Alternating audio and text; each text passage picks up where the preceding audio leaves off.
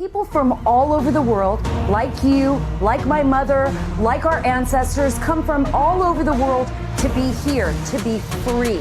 Not for the cancel culture, not to put it down, but to live in a nation that'll give them the freedom. There is nothing greater than that.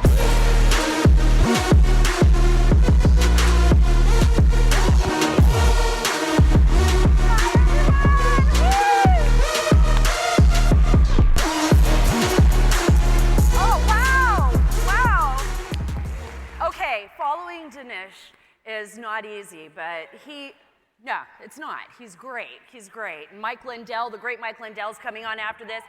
And I'm going to do a free advertisement for Mike because I love him so much. I use him on my podcast. I have my pillow all over my house.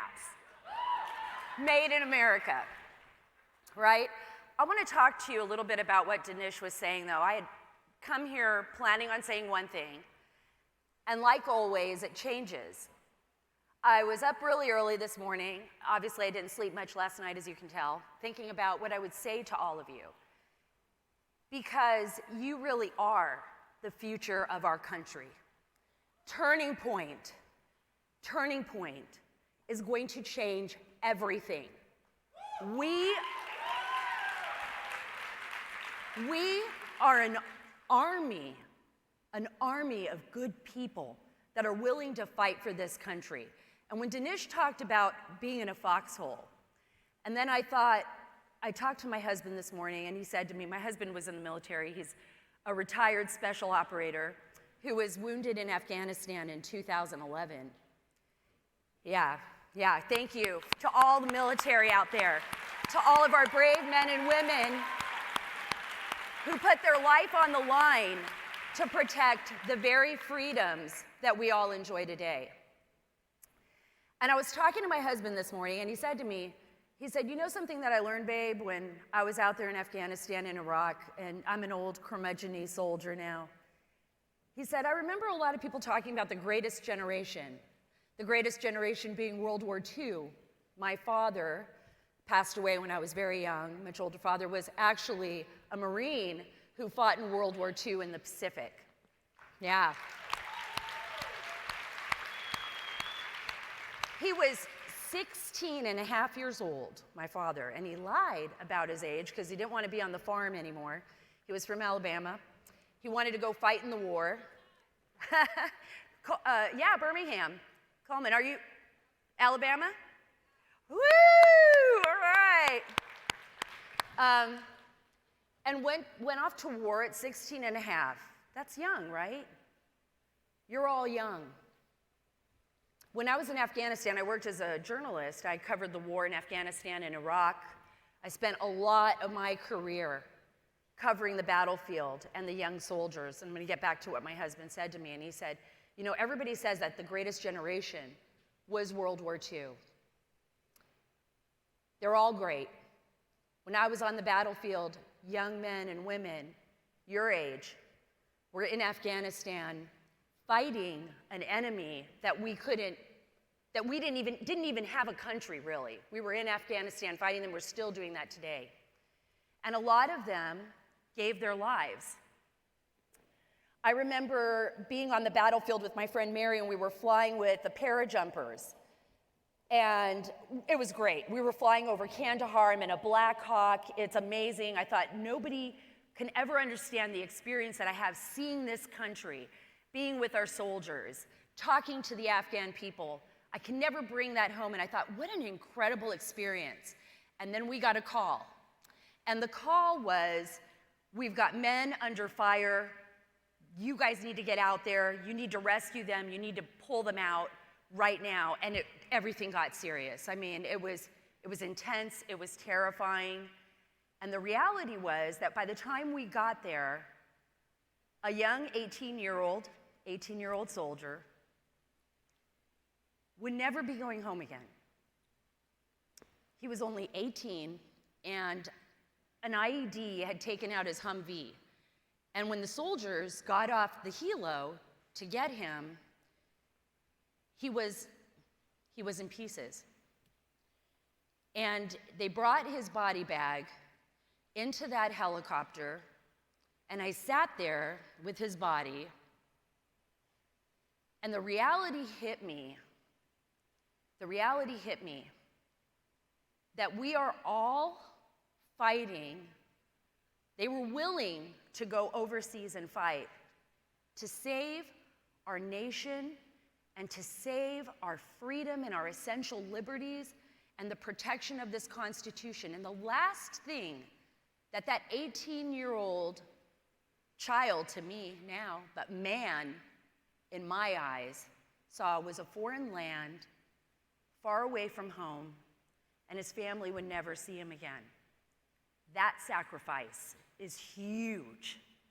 It is not to be taken lightly.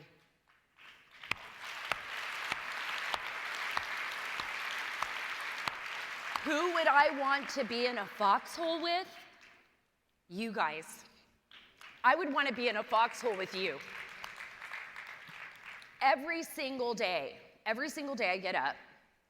Life is normal, but not normal like what you're all probably used to. My husband was blinded in 2011 in Afghanistan, so it's a little different for me. You know, here's a guy that is like 6 foot, tall. Everybody relied on him for everything. Marty, what should we do about this? How do we wrap our gear? How do we do this? How do we do that?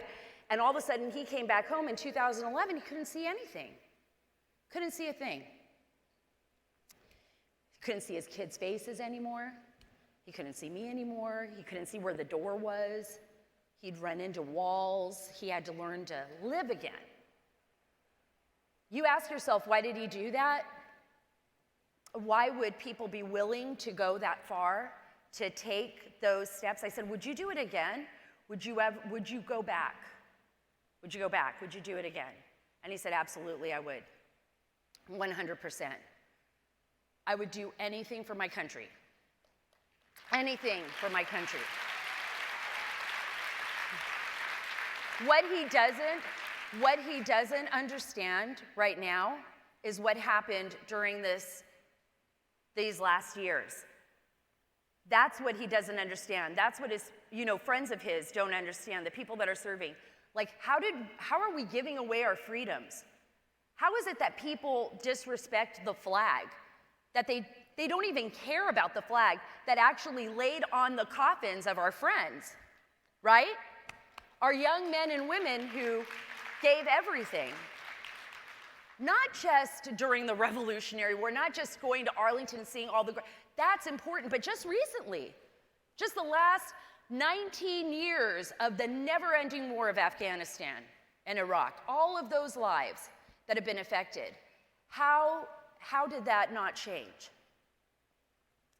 I think for me, being here today and talking to you was something that I felt was so important that I wanted to deliver that message. I wanted you to understand, as young people, that you are on the front lines of a battle that is not ending. It's continuing. You're on the front lines of something new. We're at a crossroads, guys. We're at a crossroads that is unexplainable, something in our nation that I think vehemently can go one way or another, depending on how we choose to move forward. And it's going to be up to us, to each of us, to do that. For Turning Point, I think there is no place better to invest our money and our time and our efforts than to give to the young people so that we can grow, so that we can go to battle in Washington, not just on the front lines of Afghanistan, but there in Washington, D.C., where they are trying right now on the left, and I don't want to say liberal, but I want to say on the left, to take away your rights, to take away everything that you believed our nation was and could be.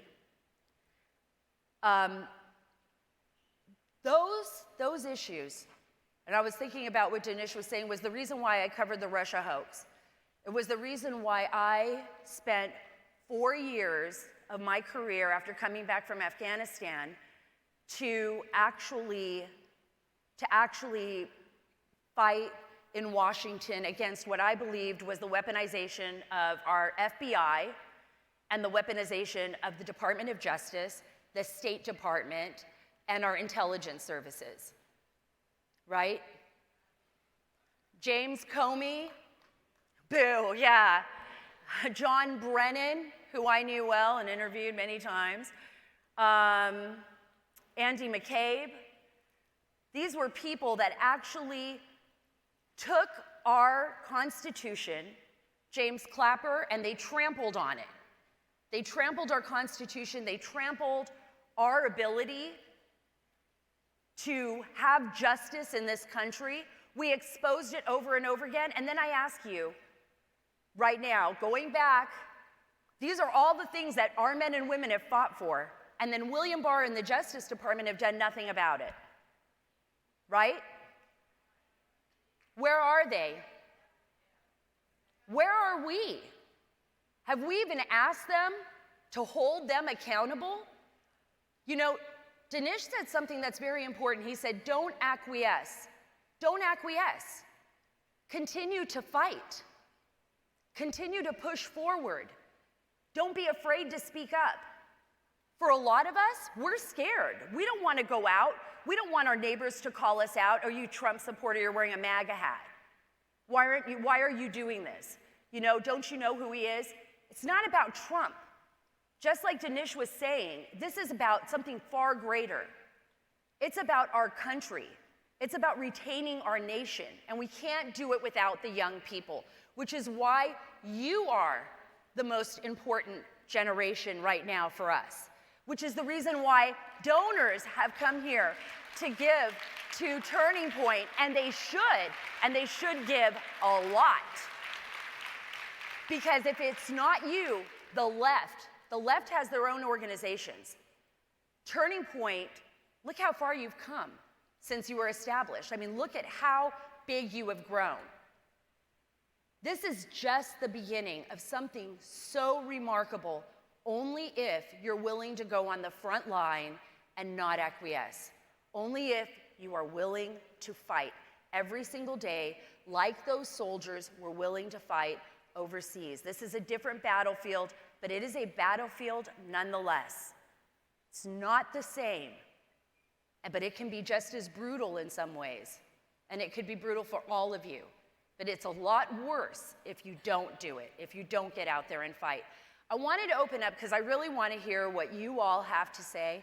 I really want to be able to talk to you a little bit about the work that we're doing. And for a lot of you, you may be out there, you may be like me. I feel like I can't ask a question. Do you guys feel like with COVID, with what's happened in our country, that every time you try to ask a question, they just try to ignore you or call you a conspiracy theorist? Like, well, hey, you know what? I was just talking to Dinesh about that backstage. Like, what would you do? And let me ask you in the front row here. What do you feel like every time you try to ask a question about what's happening over the last year? They tell you to sit down and shut up.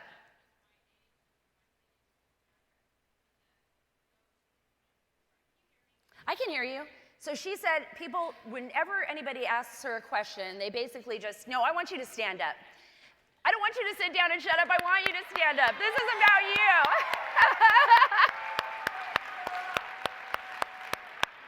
What do they tell you?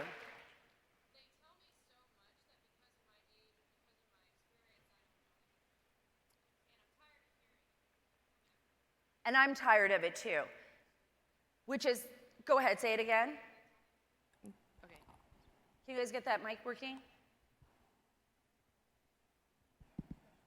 Okay, is it working now? Okay. Yeah, I can hear you now. They tell me that because of my age, because of my experience, that I know nothing, and that my opinions don't matter, and that I get all my information from one source, or I don't think it through, I don't know how to critically think, just assuming based on who I am, what I look like, how old I am, and I'm tired of it, and I'm ready to fight back. That's it.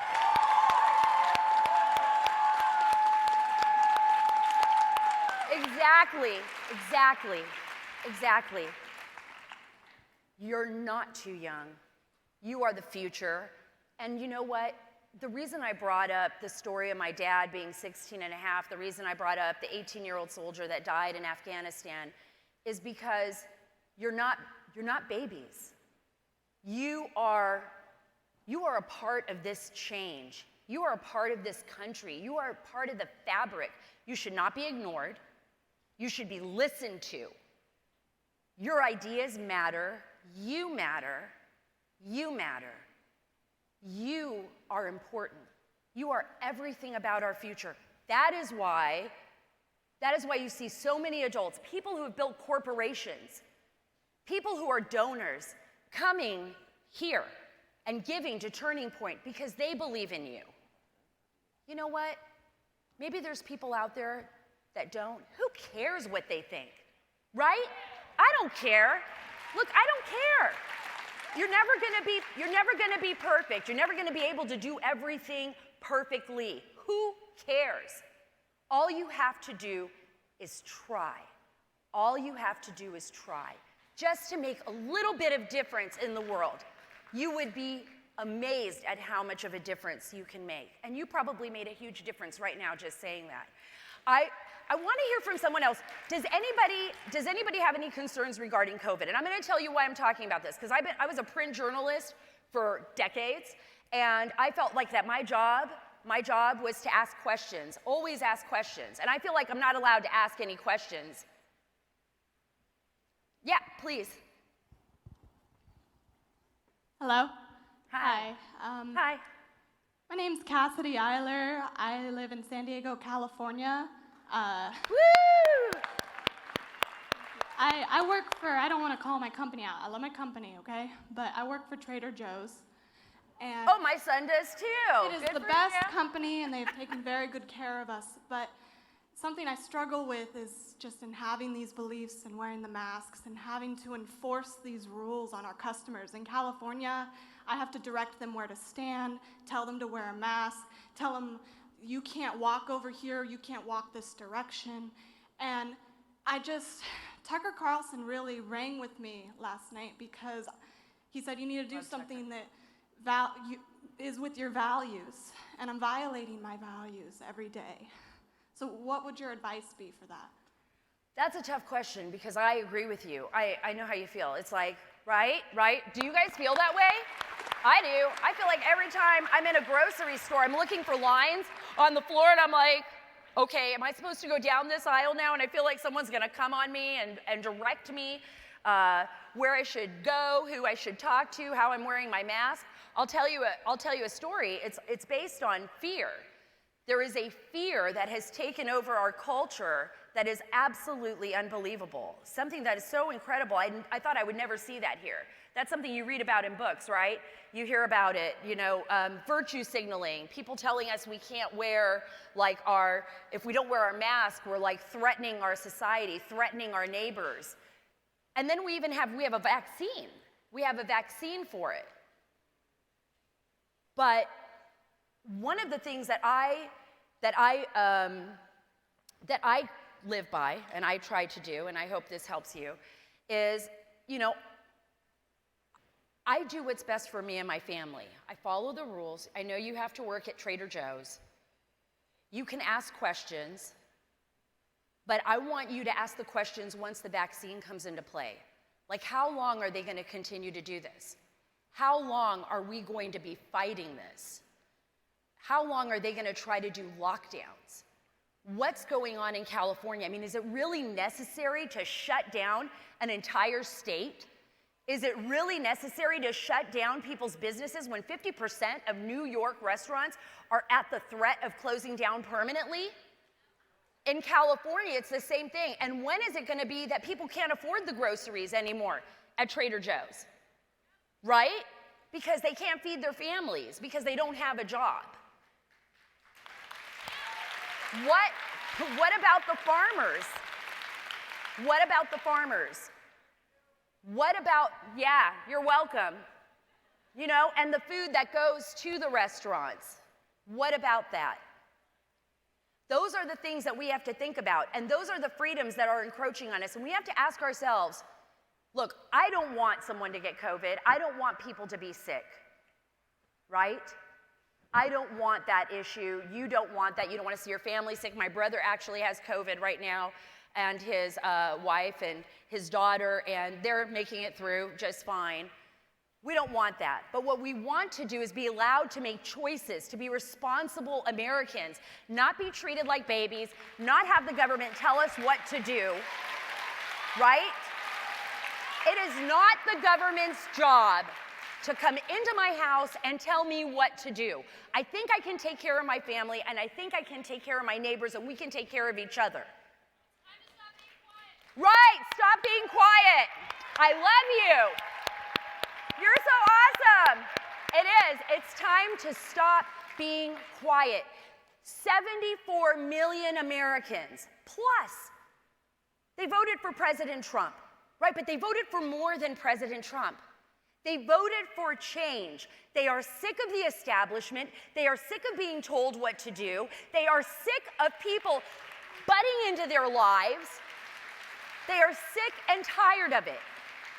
And they are standing up to it. And they are doing it with vigor. But guess what? Just like you said, they forget that there's 74 million of us. You guys, we don't need to be afraid. We're there. We're here. The next time somebody tries to insult you when you're outside in the middle of a park and there's no one around and they try to tell you to put on your mask, you can tell them where they can go. Right? You don't need to be afraid. You need to be responsible. I'm not saying walk up to people and just cough all over them if you're feeling sick. I'm not saying, go into a nursing home and, not wear your mask. I'm not saying that. I'm saying just be responsible. I think our founding fathers knew that, and they understood that. And that's why they established a constitution that gave all of us individual liberties and freedoms, and ones that are worth fighting for, ones that are worth dying for. And I hope you are all on the front lines, and I will always be there for you. Thank you very much. Thank you, guys.